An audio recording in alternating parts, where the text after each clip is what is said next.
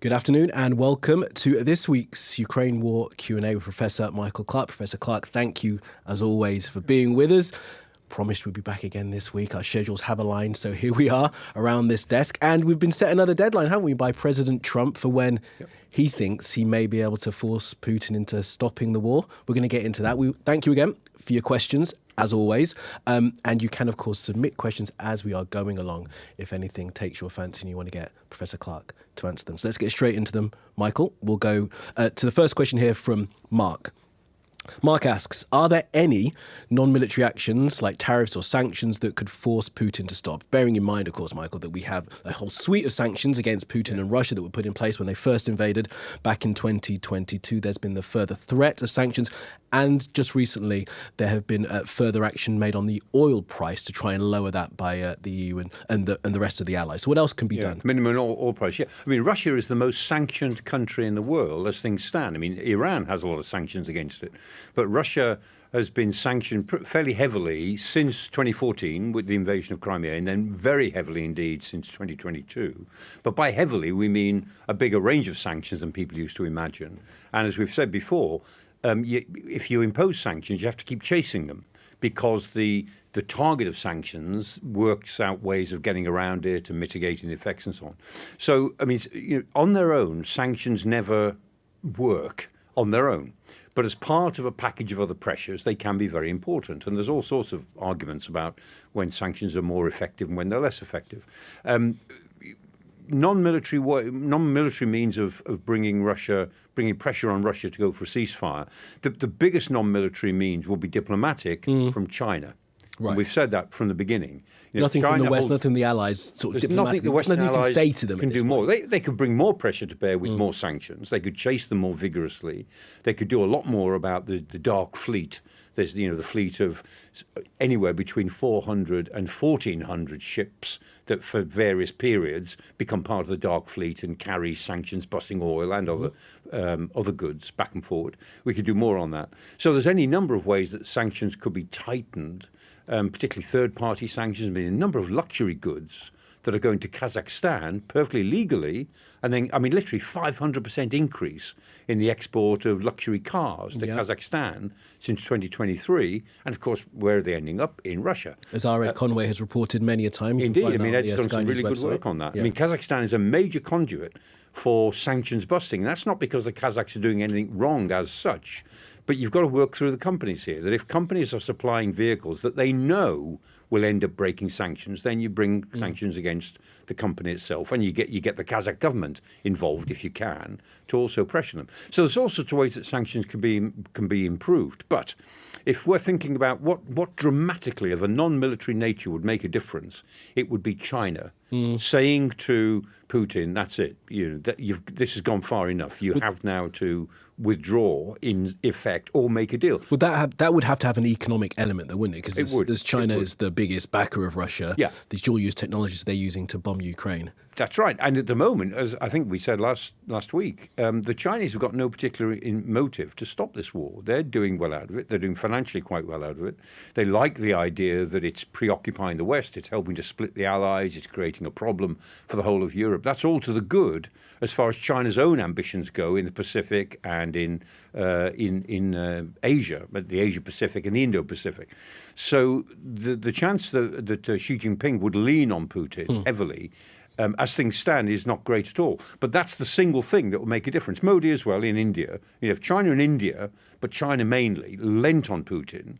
That would actually give Putin a very strong motive to go for a peace arrangement or some sort of ceasefire and then just recalibrate what he wants to achieve in the next 10 years. Well, let's move on to the next question then from James, which is to this point. You mentioned Modi in India there. Trump has talked about these being secondary sanctions, right? Yeah. So which countries would it most affect? China, India, and who else? Yeah, the secondary sanctions would be, and this would be sanctions against countries dealing with Russia, particularly on oil and on gas. Now, between them, China and India take 85% of all Russia's oil exports. So China takes almost 50%. It's 46, 47% last time I looked. And India takes almost 40%. It's 36, 37%, something like that. Taken together, China and Russia take 85%. Wow. Who else takes it? Turkey takes a little. I mean, not all that much. Egypt takes some Russian oil. UAE, the United Arab Emirates, they take a bit of oil, but that, the other 15% is soaked up in bits and pieces. But that's the point. If there were secondary sanctions, serious secondary sanctions of 100%, says Trump, on exports of oil, then who would lose most? China and India. Will Trump do it? No. That's the general view is the TACO president. Trump always chickens out. The Russians certainly believe that they're dealing with a TACO president when it comes to secondary sanctions. We'll see. Maybe he'll surprise everybody, as he does. But the view is that the effect of secondary sanctions will be so heavy on Russia, on China and India that he won't do it, because it would also increase the price of oil, which would increase domestic inflation in the United States. That's going to be my question. I mean, that would be, to use a military term, a nuclear option in terms of the economics, right? It would really blow up the world economy. Yeah. Is Trump, the man who describes himself as a businessman and a deal maker, going to be willing to do that to the economy? Not going to do it. So the view is, and certainly the view in Moscow, and I've been picking up some bits and pieces from Moscow as well as what's been reported from the mainstream journalists, is that they just don't believe he'll do it. Right. They're being very derogatory about the setting of deadlines, saying, we're a great power, we don't respond to deadlines. We're winning this conflict, we don't need deadlines. More privately, they're not particularly worried, but I think they know that Putin will have to do something by the end of this deadline. You have to say something. Which deadline? The new deadline, the 10 to 12 days. Yeah. So this 10 to 12 day deadline, we don't know if it's announced yesterday while yet. sitting with Starmer, right? Because what President Trump said at Turnberry, he says, I'll give him 10 to 12 days. And then he said, I'll confirm that next Monday or Tuesday. Right. So does that 10 or 12 days start on Monday, or is it 10 or 12 days from Tuesday? I mean, either way, I think we can say it's brought the deadline in from the first week of September to something like the middle of August. Let's say that. Just be super clear as well, Michael. When you are dealing with an aggressive authoritarian like Vladimir Putin, setting fuzzy deadlines just doesn't work. No, it's catnip to him, because what Putin will do, he'll make some sort of statement, he'll make a gesture round about the middle of August. Say a week or a few days before this deadline, if we can pin it down, runs out, and he'll play it along a bit more. He'll give Trump the excuse not to do what we all know Trump doesn't want to do, which is to upset China and India and put a ratchet on global inflation. That goes back to the old problem of sanctions. If you use sanctions, I'm in favour of sanctions in carefully targeted ways in the right case. But you have to accept sanctions are a willful restriction of normal free trade for political reasons, and they will hurt you. They hurt you as well. That's the whole point. It's not the whole point, sorry, but they hurt you as a necessary part of the process of restricting free trade. So you've got to think carefully. If you're going to put sanctions on, first of all, you've got to mean it. Secondly, you've got to chase them. And thirdly, you've got to explain to your own public why it's worth the pain for whatever is the political... And last final point on the sanctions and the potential tariffs, the way of hurting them economically. Have we ever had a sort of the suggestion, the hypothetical, that you could have a sanctions package this broad that would affect the entire world economy? You often talk about Iran being heavily sanctioned, North Korea is heavily sanctioned. They're pariah states in many ways, not affecting the global economy. If you start hitting China and India, Indonesia, whoever else is trading with Russia, Turkey, the whole world is going to feel that. It's never been done on that scale before. Do you know there was a very interesting case where it was due to be done, which was the League of Nations. And the whole idea of the League of Nations, established in 1919, Woodrow Wilson, in 1939 with the opening of the Second World War, the start of the war. The whole idea of the League was that if one person breaks the rules, this was collective security, so they're all a member of the club. If any member of the club breaks the rules, everybody else would gang up on that member with sanctions. Right. And everybody would isolate that member by non-military means and freeze them out of world trade as a way of pressuring them to come back into the club and behave themselves. Of course, as soon as somebody seriously broke the rules, and that was Japan in Manchuria in 1931. Or the Italians in Abyssinia as well. And then the Italians in Ethiopia, and then the Germans successively. And as each one broke the rules, the prospect of global sanctions was so dreadful that they couldn't do it. So it was a theory. It turned out to be a very naive theory. Yeah, and we're going to try and test it again potentially, but perhaps not with Taco. Final question here from Venables on this particular topic. Get into the mind of Trump for us, Michael. In your view, and that of general military commentators, has he brought us closer to peace? Trump. No, it's taken us further away. Because the thing that would have brought us closer to a ceasefire would be the idea that the Russians are losing ground, that they're not doing very well, and that this was getting worse and worse for them, and the longer they leave it, the more of a failure it will seem to be. That would have been the ideal outcome of this year of the war if Western policy had been maintained by the United States and backed up by the Europeans with more equipment. I mean, the Ukrainians are perfectly capable of fighting for themselves pretty effectively, even though they're outnumbered, if they had the right equipment. And we've said that from the very beginning. So because Trump effectively has changed sides in the war in terms of his alignment, as it were, with feeling he has a common interest with Putin and not a very common interest with Zelensky, and that's what's been tested by the failure of his policy so far.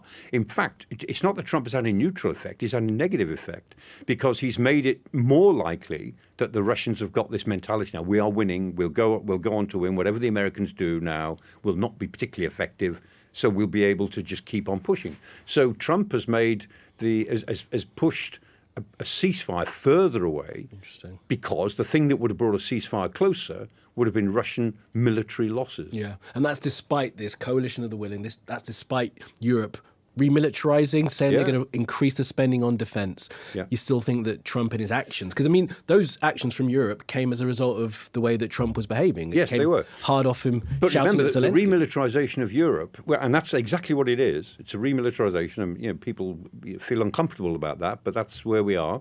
And that remilitarization of Europe is to defend ourselves, not to defend Ukraine. So that remilitarization is as we're future-proofing Europe against the late 2020s and into the 2030s. And only a certain amount of that remilitarization is to the benefit of Ukraine. Yeah. And that's that's one of the things that Ukraine feels very sore about. They say, we're on the front line, we're being killed, we're buying time for you people to defend yourselves against this aggressor. And we're making the sacrifices, and you're getting the benefit. And you will, although you're helping us, you're not helping us as much as you ought to, either morally or physically. Yeah. A lot more could have been done and should have been done, in many people's opinion. All right, let's move on to the battlefield now. Sami Burf has got a question here. It seems as though the Russians are making consistent gains, Sami says, and have been for a while, but they are limited. Can Russia sustain the losses required to maintain this rate of gain? Well, they're losing 1,000, 1,300 people a day, aren't still over 1,000 a day on average, according to the British intelligence estimates, and most others agree with that. I mean, they can sustain the losses in manpower because they're drawing in manpower from outside Russia in quite big amounts. I mean, from other countries, and they're simply offering a great deal of money for people to come and fight for the Russians. They were recruiting fewer every day than they were losing. They were recruiting something like 600 or 700 a day, and they're losing over 1,000 a day. They now think that they're recruiting over 1,000 a day, and they're losing 1,000 a day. I mean, it's astonishing that you should balance it in those ways. But in terms of manpower, they can sustain this for as long as they can keep paying for people to come and fight for them. And there's a serious possibility now that the North Koreans may throw in their lot. When you say their lot, you mean more than the 12,000 they've already put in? They might. The Ukrainians believe that the North Koreans are going to deploy about 30,000 troops to the battlefield. Wow. And if they do, they might follow that up with another 100,000. I mean, I'm guessing. Nobody's given me a figure of 100,000, but the figure of 30,000 is a real figure, and it's entirely plausible that the North Koreans might cross the threshold and say, OK, we will go and fight in Ukraine, which means that we are now going to invade Ukraine along with Russia as part of their war effort. And North Korea is taking that decision to stand absolutely four square with Russia on this. And if they're prepared to do that, cross that line with 30,000, my guess is they would follow it up with another 100,000 and make a real difference to Russia's numbers on the battlefield. Question then, if North Korea were to do that, were to really accelerate and throw in their troops, would the North Korean homeland become a target for allies? It could be. Yes, I mean, it would change the balance of forces in Southeast Asia. It would certainly change South Korea's policy, and it would change all Western views. I mean, make Western views much more aggressive toward North Korea. And it would mean that the Ukrainians, if they could, might well target North Korea. If there's some way that they could, they might try, just to make the point. But having said that about manpower, there's another caveat to that, which is not manpower but equipment. That the Russian war economy shows all the signs of hitting a plateau in the second half of this year, and so the Russians may well find it's quite difficult to carry on with the sort of equipment losses that they've had, these thousands of main battle tanks and 5,000-6,000 main battle tanks, about 10,000 armored vehicles or more, that they may find it difficult to replace those losses, and that they may start to hurt them even more. And again, I mean, about 40% of all their munitions now come from North Korea. All of their ammunition comes from 40% of all their ammunition and explosives comes from North Korea. A small amount still comes from Iran. Relatively small amount, but the Russians, as we've said before, they could not keep on fighting at this tempo without being supplied by North Korea, Iran, and by China, who is sending them with increasing obviousness, increasing lack of any deniability even, components for their systems. Wow. There's a Financial Times article about exactly that, the amount that's been sent in sort of metric tons. I mean, that could be all sorts of armaments, but 250,000 metric tons have been sent by North Korea to Russia. 250,000 metric tons. And I think the Iranians have sent something like 9,000 metric tons, something like that. It's incredible. We've had a question come in, actually, as we've been talking along on specifically this. It's come from Farruxton, I hope I got that right. Thank you for sending this. And the question is on how many tanks. How many tanks does Russia have left? How quickly can they make them? And when or will they run out? They're still making their main battle tank. Oh yeah, right? They're making the T-80 is their big main battle tank. And they've used T-80s, T-72s. They've even used some T-54s and T-55s. They've been dragging all out of those old Soviet tanks, haven't they? They had, but the belief is that they've brought out of storage more or less all of the numbers of tanks that they could use, that they could recondition and get onto the battlefield. And although their big, the big sort of tank factory on the Volga, massive tank factory, that's ramped up production. They're still, they're still producing fewer tanks than they are losing, but they've still got to bring them forward, and then they can. Tanks get repaired a lot on both sides. Right. Tanks can be disabled, but because they're 70-ton monsters, they're not often completely destroyed. They can often be towed off the battlefield and repaired. And the thing is about the battle tank as well. It's kind of the last war, isn't it? Because drone is the unmanned vehicle is the next thing. Yeah, but still useful. True. They still have a utility. And what's interesting here is that tanks. This is one for the train spotters, really, and the military analysts. But tanks are playing a different role now compared to 2 years ago in the war. Because to start with, both sides were using tanks as the spearhead of their attacks.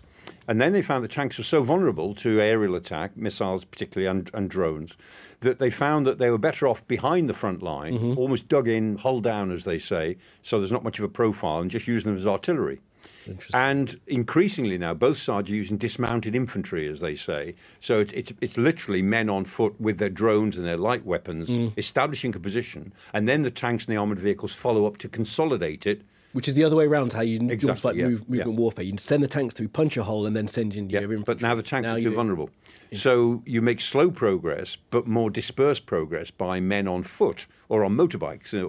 In the case of the Russians, they're using motorbikes a lot to establish just a toehold, and then the armoured vehicles and the tanks move into the toehold to consolidate it. But still, in a way, the tanks are acting as howitzers, which are mobile guns. Yep. And that's all you're using the tank for there. And it's interesting the way the role has changed. Yeah, still very useful as a artillery piece. Oh yeah, it's still very useful. And ultimately, you feel you used to say you were pretty safe on the battlefield inside a tank until another tank was there. Right. But nowadays, you're not safe unless you've got protection from drone attack. Yeah. Question here from Engelbert. Are there any strategic battles that could have serious consequences currently being fought? I know what you're going to talk about. You don't hear about this kind of thing much these days. I suppose we don't actually end up talking about the big battles that are going on at the moment because of the grinding nature of them, the fact that perhaps it doesn't feel as strategic. We talked about Bakhmut a lot, didn't we? Pokrovsk is the one that they're really fighting for now. That's the new Bakhmut. I mean, we went through Severodonetsk and Lysychansk. That was, from the beginning, Mariupol. That was the first big city battle. Then Severodonetsk and Lysychansk, which are either side of the river. Then Bakhmut, then Avdiivka, and now Pokrovsk. So it goes one to the next, to the next, to the next. But still, to be a real strategic advantage, a real strategic breakthrough, the Russians would have to take a big city like Kharkiv or Sumy, or get back into Kherson in the south, or take Odessa. Or Mykolaiv even, on the way to Odessa. And that would be a strategic breakthrough for the Russians if they did that. And they're nowhere near taking a big major city. For the Ukrainians, what would make a strategic difference to them? There's two things, actually, in the present circumstance. One that they were quite close to achieving but didn't. One strategic game changer would be to get to within artillery range of Crimea. Right. To bring their forces far enough south to really bombard Crimea and the Russian force in Crimea, to make it completely useless for the Russians and for the 800,000 Russian residents who've moved into Crimea since 2014. Crimea at the moment is what serves like a staging post. You get troops and you got to the line, right? And that's exactly how it worked in 2022. It's a massive series of military bases, air bases, naval base. So it was, and the problem for Crimea, logistically, is there's only two little narrow road and rail links between Crimea and the rest of Ukraine. And of course, there's only the one link direct to Russia, which is the Kerch Bridge, Kerch Bridge, over the Kerch Strait. But if the Ukrainians could make Crimea unviable, they wouldn't have to invade it. But if they were close enough to make it unviable for Russian residents as well as Russian military, that would be a strategic game changer. I mean, Putin might well start to think about a ceasefire in that circumstance. And then the other thing that the Ukrainians, again, they can't do this at the moment, but if they could, it would make a difference, would be to cut the land bridge. So this land bridge between the Donbass in the southeast and what was Kherson, when they held the whole of Kherson itself, that land bridge to Crimea that goes right through Crimea and to the west of Crimea, it doesn't go to the west of Crimea, now it goes from the Donbass to Crimea. If they could cut that land bridge and really separate Russian forces either side of it, that too would be a big strategic game changer. And in their big failed offensive of 2023, that was obviously both of those things I think they were trying to do. And they were quite close to achieving the first one, getting to within real artillery range of Crimea. They never really, south of Orikhiv, they never really managed to penetrate the huge minefields and defensive works that the Russians had laid down to split the land bridge. Move on to a question here from Jason. Has Putin, in the 3.5 years of this war, achieved anything that he set out to achieve at this point? No. None. No. I mean, he's close to achieving some things, but he hasn't achieved anything because, again, his war aims. But if his war, those stated war aims, right? We'll part those for a second. Yeah. If one of those war aims, unstated, was to destabilize the world and remove the sort of unipolar system and make it a multipolar world, that he's got there, hasn't he? Yeah, that's a good point, Kamali, actually, and I probably should have started on that. Let me come back to that. In Ukraine itself, he started off by wanting to grab the whole territory with a military-backed coup. That's what the invasion was of 2022. It was a military-backed coup. Just grab the government, suppress any problem in the cities, and then just sit on it and say, right, this is ours now, job done. Well, that didn't work. Then it seemed to be about protecting the Russian speakers in the Donbass. Yeah. Well, he hasn't taken the whole of the Donbass. He's quite close, but he hasn't taken it. Then it was about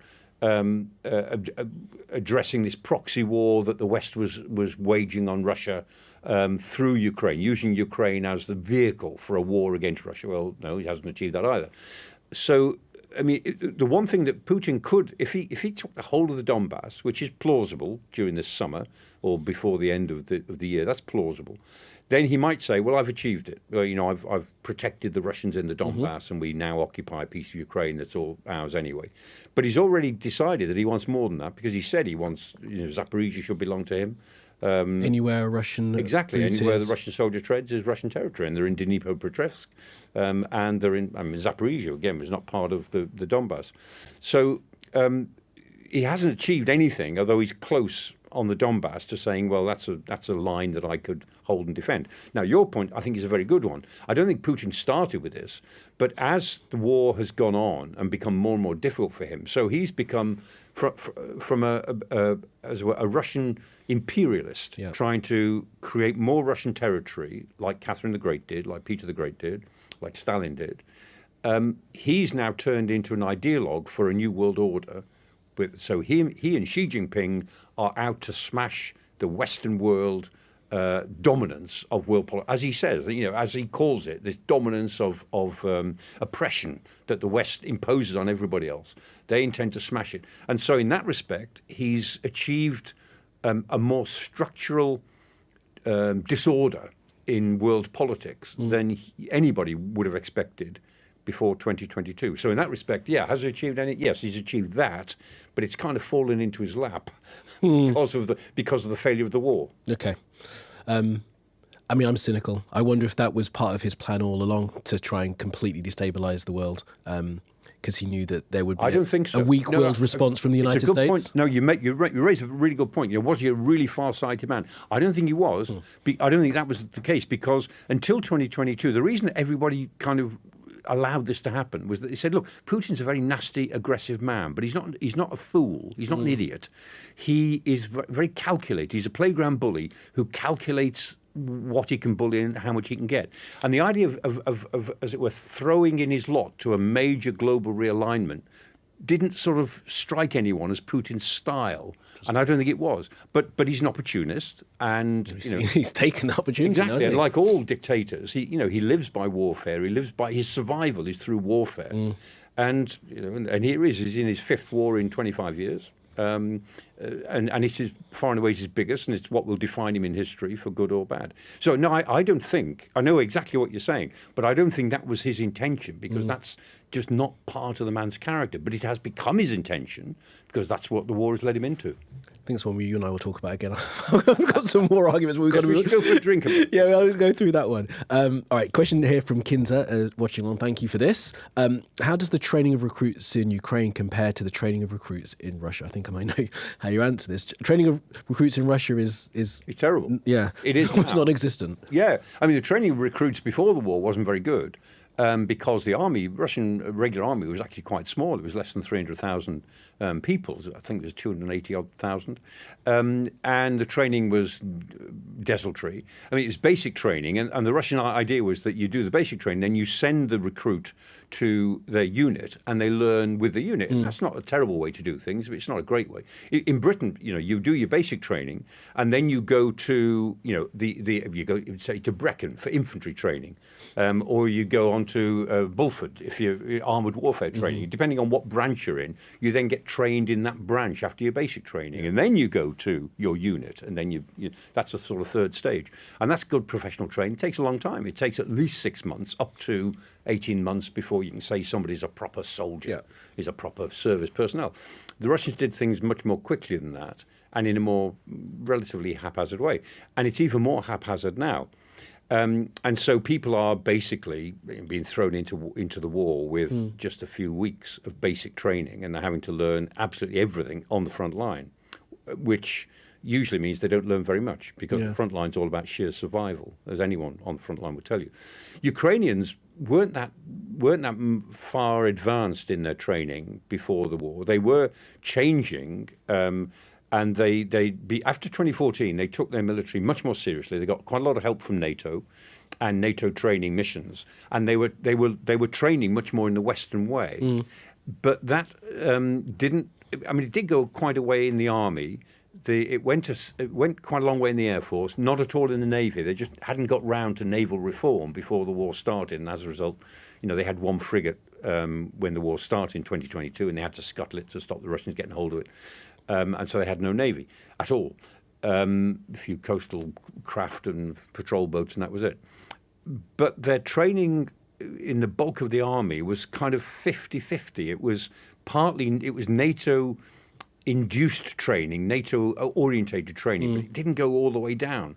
And that's one of the problems they've had, is that as an army, I mean, they've been very courageous and very brave and very inventive. But at the top level, they've got sort of NATO-esque training. And in some of the basic infantry levels, they've got NATO-esque training. But in the middle, it still feels to too many people like the old Soviet army. And they've still got too many commanders who are sending their men off into foolish situations, just telling them just obey orders, never mind about initiative. I'm just telling you, because they're telling me, I'm telling you, go and do it. And one of the things that has disillusioned a number of Western observers is how slowly this more sophisticated process of training, initiative, of bottom-up initiative, top-down mission command has been. Because the theory of it's easy to say, it's very hard to do. Mission command from the top. So the leaders at the top make really clear what you're trying to achieve and why. And that's you work it out. So that's the mission. That's what we've got to do, boys and girls. There it is. And from the bottom, the boys and girls say, okay, we can do this, we can do that, we can do the other, in order to enact the boss's mission. And that happy combination between mission command from the top and initiative from the bottom, it's not easy to achieve, and it's not easy to maintain. And we think we're pretty good at it, but we've not been tested in the way the Ukrainians have been. My next question. So the UK, and this is just the UK, through Operation Interflex, say that from up to March of this year, trained 50,000 Ukrainian troops here in up to UK standards. And that is my question, Michael.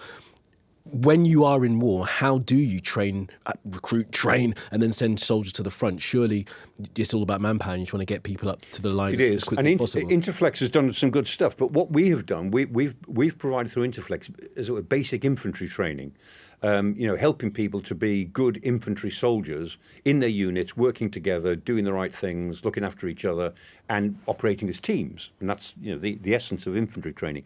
What we haven't done enough of, and I hadn't had a chance to do enough of, is work on the officership, work on that command level, which is the level of, if you like, captains up to majors and lieutenant colonels, because that's that middle level where there's been too much Soviet thinking in the Ukrainian army.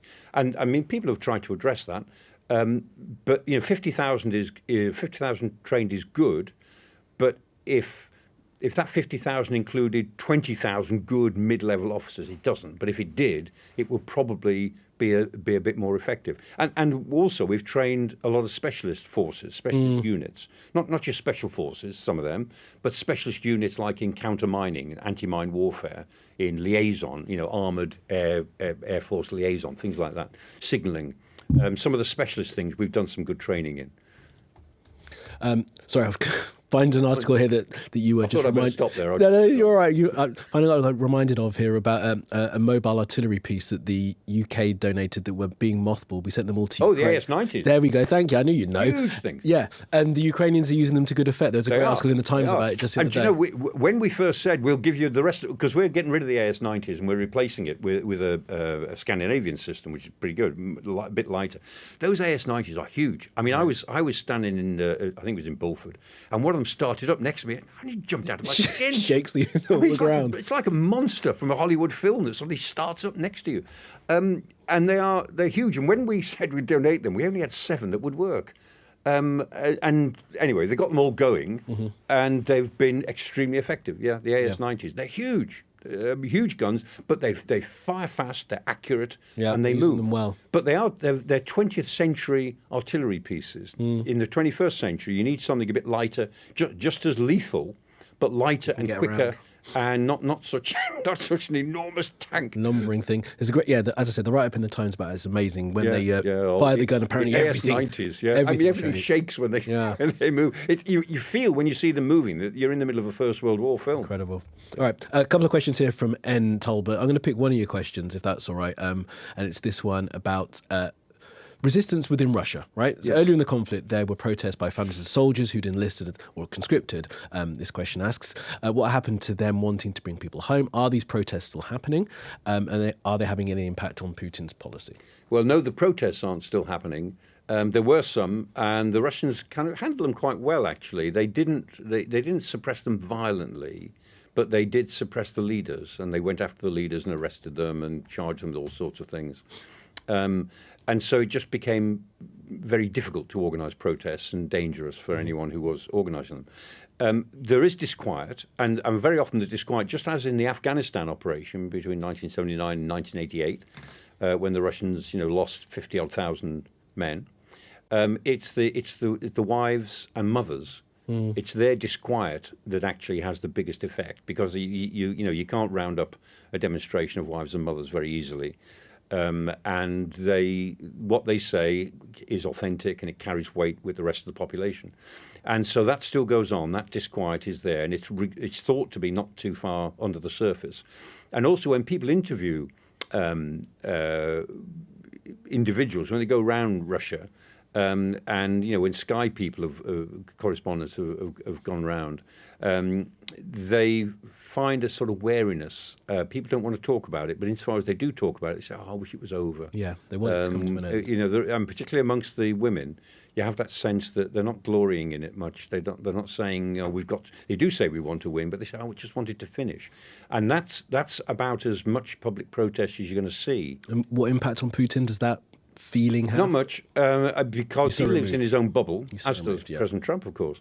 But he, Putin's in his own bubble. But it's the oligarchs around him, and a couple of things are happening. One is that a lot of oligarchs who previously thought they were untouchable turn out to be very touchable, and because all of them are on the take, all of them can be arrested at Putin's whim with credible charges of corruption. Because in Russia, anyone who administers a contract, it's been accepted for generations. 10% is yours, and that's regarded as legitimate.